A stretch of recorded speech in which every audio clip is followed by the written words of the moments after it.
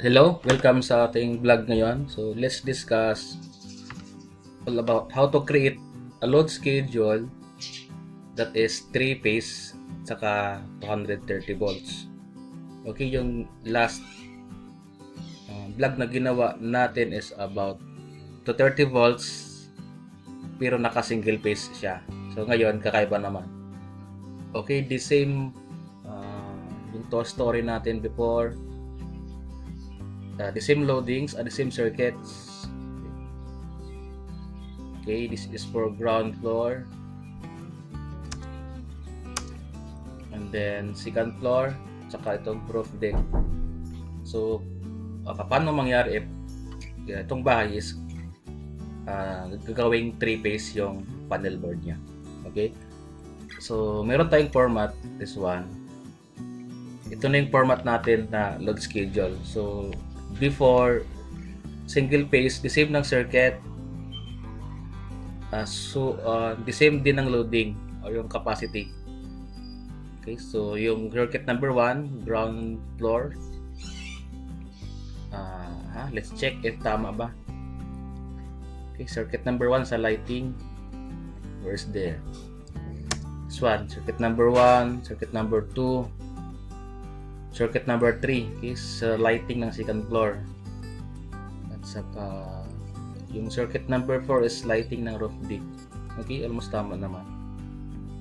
Okay, check natin yung 15 outlet ng second floor. Okay, so 15 at saka 16 outlet ng second floor.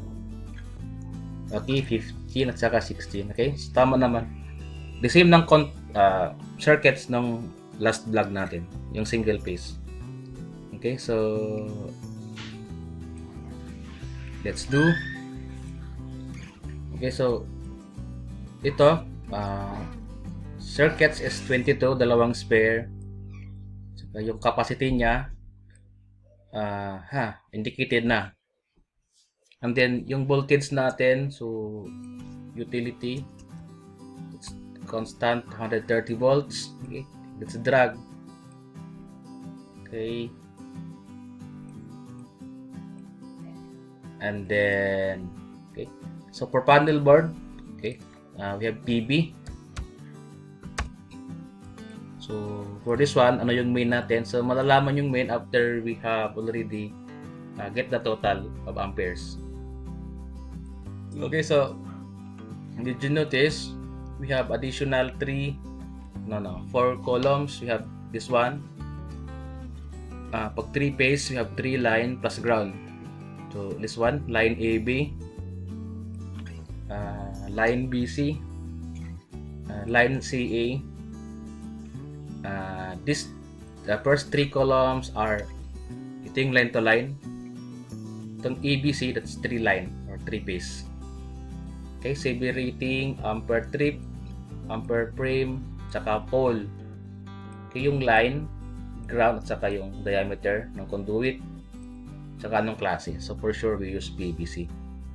Okay, let's start. For lighting ground floor, ilagay natin siya sa line AB.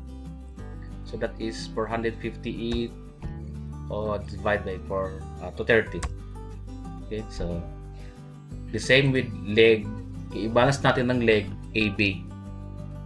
Okay, o pwede mo ring i-balance to AB, BC, CE. Sa ngayon, let's first sa EB. Okay, and then itong BC, let's circuit 3 and 4.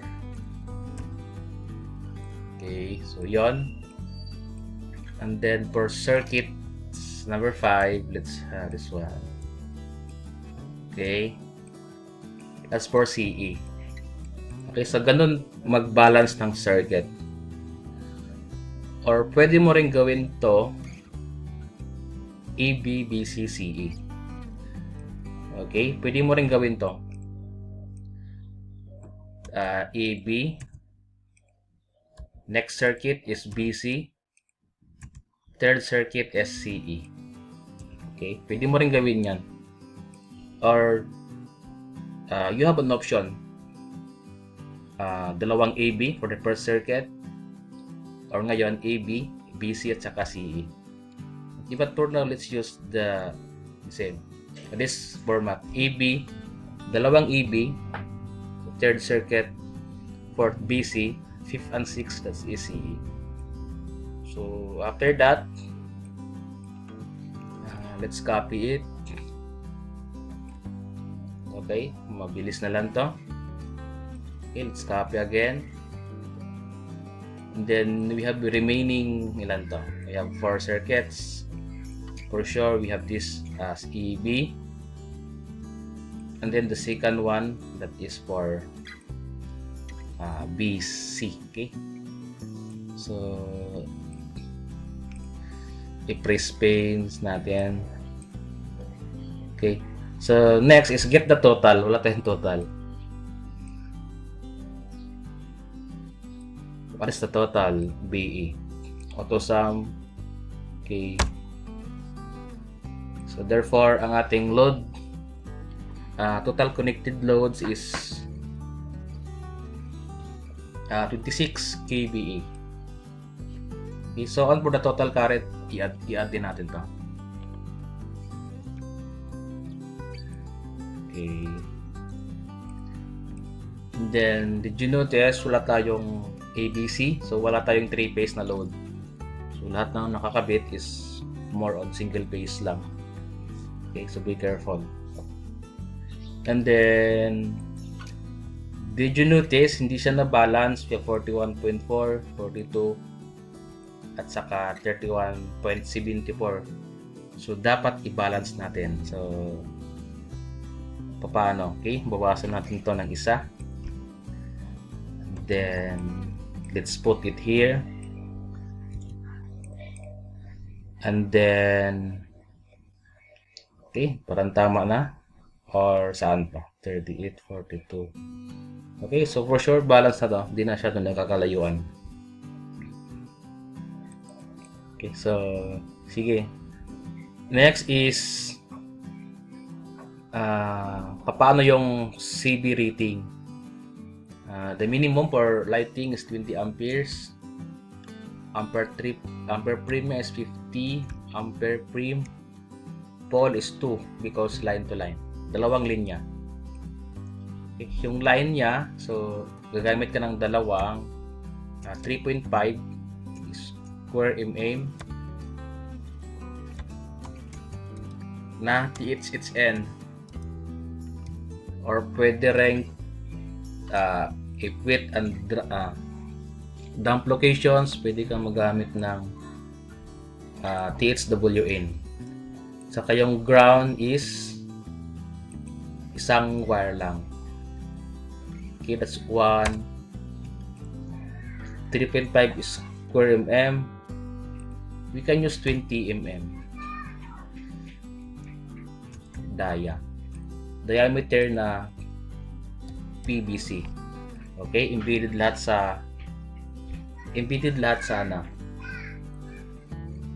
sa slab. Okay, so sir, bakit 3.5 ang wire na ginamit natin? Let's have this sa PEC code. So ang 3.5 at 75 degrees Celsius, 25 amperes yung kaya niya. Okay, kung gamit ka ng 90 degrees Celsius, that is 30 amperes. So let's base lang sa 75 degrees Celsius. Okay, so sir, bakit di ka nagamit ng 2.0? You can use 2.0 naman, but masyadong masyadong malambot yung wire. Kaya much better na lang to have this one. Ito ang 3.5 square mm. Okay, so next is for the succeeding circuit, lighting. Okay, so lahat ng lighting we can use 20 amperes. Okay, and then kahit sa outlet you can use 20. Okay, sa lahat ng outlet 15, 16, that is outlet. Circuit number 19, that is outlet. Okay, so next is we have this one, the washing machine. ano yung gagamitin nating circuit breaker.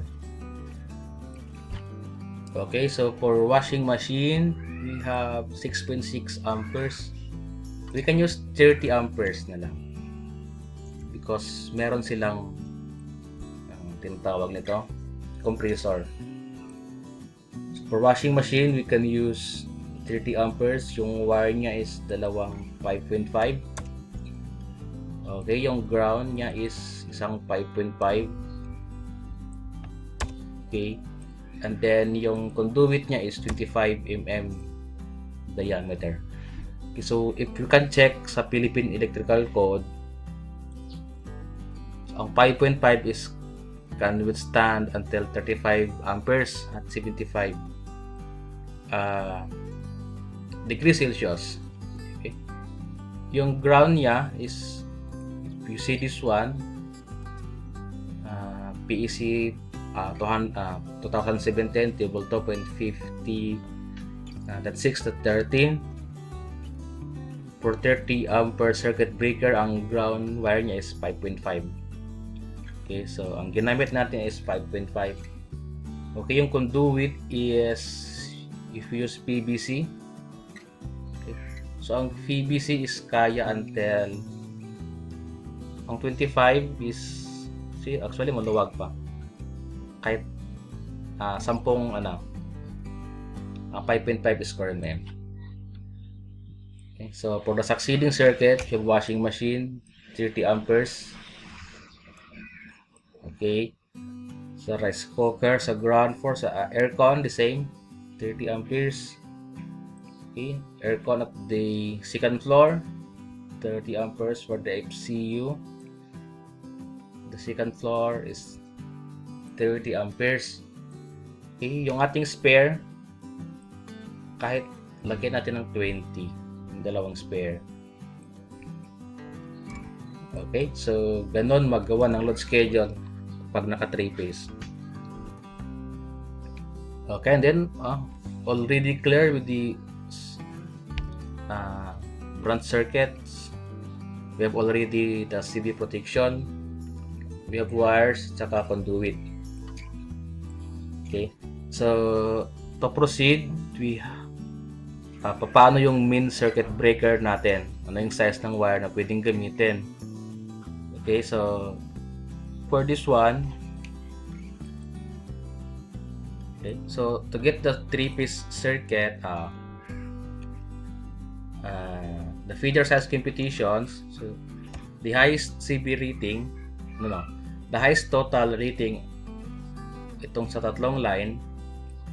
Okay, so the first line is 35.03. Okay, next is 38.11. Third is 42.01. So ito yung highest. Okay, so get the highest total for the amperes. Okay, let's multiply it by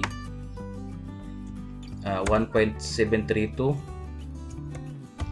Okay, and then we have plus, okay, 25% of the highest motor rating. Okay, so yung ating highest motor rating is, we have ECU at the ground floor, we have 9.97 amperes. Okay, so yun yung ating gagamitin.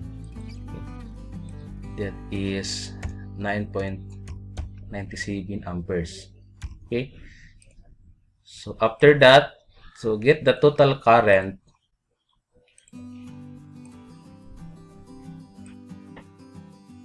Okay, for the main circuit breaker. Okay, again, let's have the formula at the bottom. Okay, the highest total ampere rating, let's multiply it by 1.732. Okay, the answer is this one, 72.76 amperes. So plus 25. Get the total, the highest motor rating, that is this one, 9.97. Okay, so get the total, that is Okay, auto sum natin, we have 72.25 amperes. Okay, so ito yung total natin. Okay, so that is 75.25 amperes. Okay, so we can use the circuit breaker kahit 80 amperes. Okay, so meron bang 80 amperes na circuit breaker? Okay, look on the table kung meron bang 80 amperes. Okay, we have 60, 100, 200. Okay, the closest is 100. Okay, we can use 100 ampere circuit breaker. Okay, and then 230 volts. Okay, much better to use this. Baka merong expansion. So fit pa rin yung ampere trip na gagamitin. 60 Hz. Okay, and then 3 pole. Saka yung breaker dapat is bolt on. Okay. And then it's ampere trip. Okay, for the size of wire, so itong itong 75.25, so let's multiply by 1.25. Okay, so this one, that's 1.25. Okay,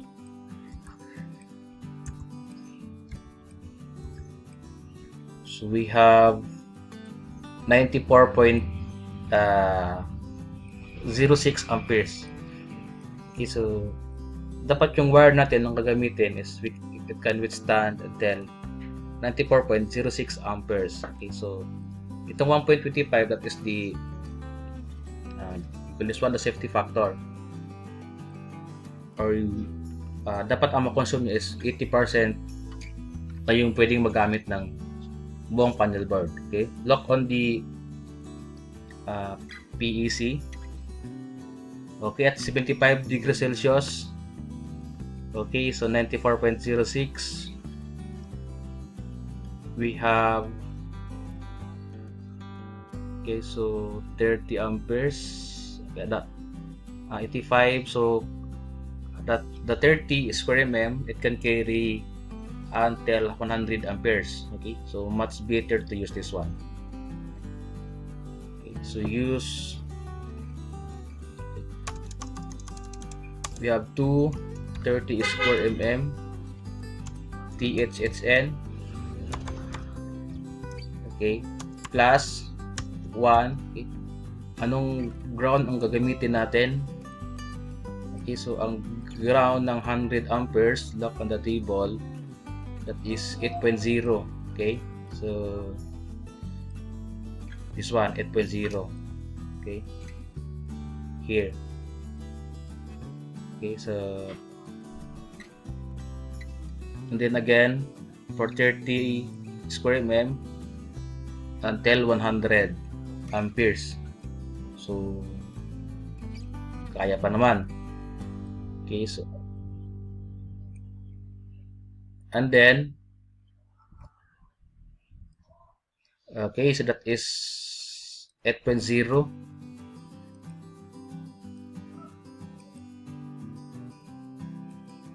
Okay, 8.0 square mm. We have THHN. Okay, N, so what diameter of conduit? Okay, REC, mm diameter. So what will be the conduit na gagamitin natin? So for this table, that is rigid metal conduit or known as rigid steel conduit. Okay, for this table. Okay, so again, if we have this 30 square mm, this one, okay, can we use highlighter? Okay, so for this 30 square mm, so tatlong wire, so that is 3 plus 1, so that's 4. Okay, so we can have 53. So meron pa tayong airspace ng airspace dapat, no, doon sa mismong conduit, or 50% fill. So para maluwag, so we can use this 53 or 50 square mm conduit. Okay, so ang 50 square mm is can accommodate until 11 30 square mm na wire. Okay, so to proceed, we can have this one, 50 mm diameter rigid steel conduit, REC. Okay, so for the main panel, we can have this, the top. Okay, the main panel board, that's okay.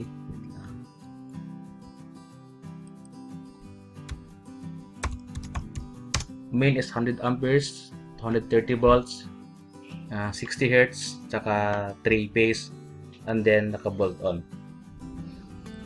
Okay, so we're already done with the load schedule for 3-phase. Medyo madali lang. Pag nasanay na, madali na lang. Okay, let's review. Okay, so once you're done with the circuits until 22 branches, if you have already this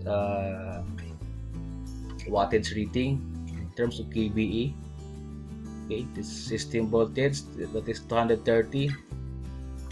To get the put the 4 columns, label it EB, line BC, line CE, saka line EBC. Okay, and then be sure to make it balance para walang overloading or excessive heating dun sa one leg. Okay, so to get the total, you have 42, get the highest rating times 1.732 plus 25% of highest the motor full load rating. That's 9.97 amperes. Okay, in this case, we'll just use the wattage rating of the equipment. Okay, so meron din tayong if wala kang equipment wattage rating, you can use this table for the motors.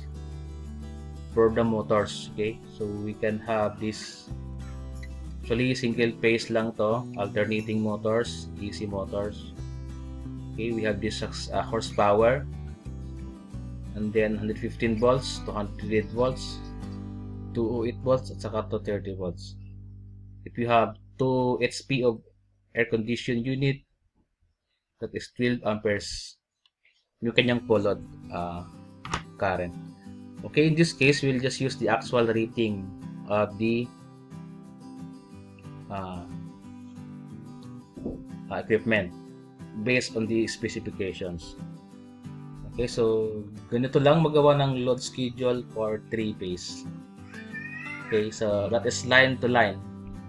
And then meron ding 3-phase na use 4 wire plus ground, that is called line to neutral. It is 400 volts 3-phase. Okay, so we can use that for the, or we can have an additional